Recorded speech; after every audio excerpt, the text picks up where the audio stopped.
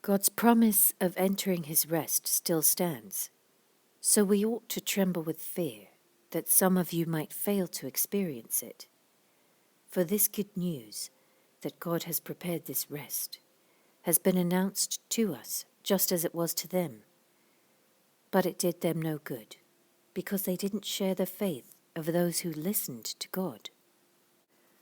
For only we who believe can enter his rest. As for the others, God said, "In my anger I took an oath. They will never enter my place of rest."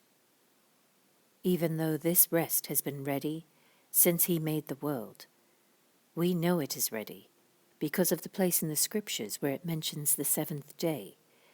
On the seventh day, God rested from all his work. But in the other passage, God said, "They will never enter my place of rest." So God's rest is there for people to enter. But those who first heard this good news failed to enter because they disobeyed God. So God set another time for entering his rest, and that time is today. God announced this through David, much later in the words already quoted. "Today, when you hear his voice, don't harden your hearts." Now if Joshua had succeeded in giving them this rest, God would not have spoken about another day of rest still to come. So there is a special rest still waiting for the people of God. For all who have entered into God's rest have rested from their labors, just as God did after creating the world.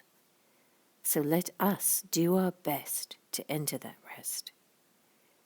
But if we disobey God, as the people of Israel did, we will fall. For the word of God is alive and powerful.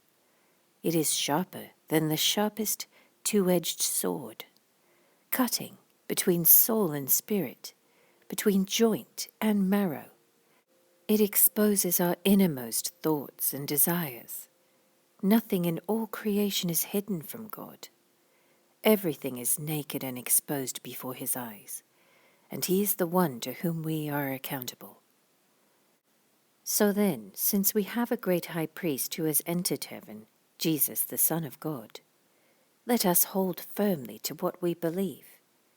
This high priest of ours understands our weaknesses, for he faced all of the same testings we do, yet he did not sin. So let us come boldly to the throne of our gracious God. There we will receive his mercy, and we will find grace to help us when we need it most.